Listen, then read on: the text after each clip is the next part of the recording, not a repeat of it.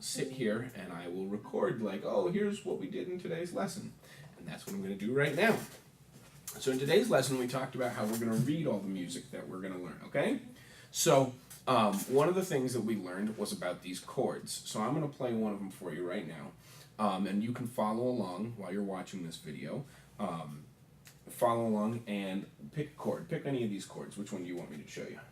I guess D minor. D minor. Okay. So in the picture of the D minor, you'll see that we see a dot on the first string, and it's in the first space, right? Well, the letter that's written under that is I for index. So we're going to take our index finger and put it at the first fret of the first string. That easy. Next thing we see on the number 2 string is a dot in the number 3 space, and it says for us to use our ring finger. I'm going to put our ring finger down right there in the 3rd space of the 2nd string. Then we're going to see another dot on the 3rd string that is in the 2nd space, and we see the letter M underneath it, and that means our middle finger. So we're going to put our middle finger down at the 2nd space of the 3rd string. Then we see an O on the number 4 string, which means we're going to pick it open with our right hand. And then we see 2 X's, so we're not going to touch the bottom 2 strings. So we're going to strum from the 4th string up, okay?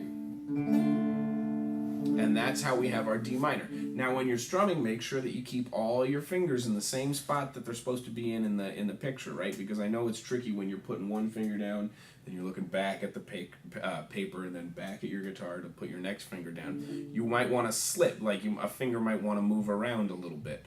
But I do not want that. I want, you gotta stay in just the same place and hold it down the whole time, okay? Also, try to make sure that you're getting all the notes out of these chords. So sometimes what you might want to do is just, after you've got the chord down, pick each one at a time. Go. And make sure you can hear a note out of each one of those strings. And that's how you know when you're doing it just perfect.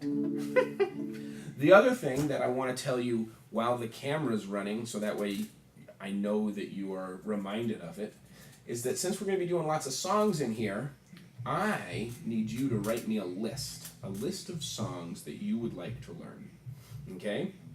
I make all of my students do this. It's not just you, don't worry.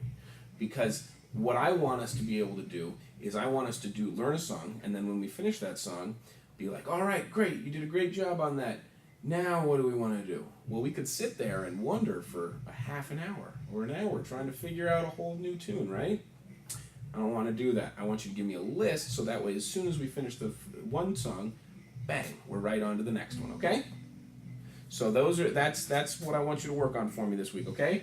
Practice all of these chords, practice the tab exercise that I gave you, and write a list of songs. Can you do that? Yep. Yes! And then I hit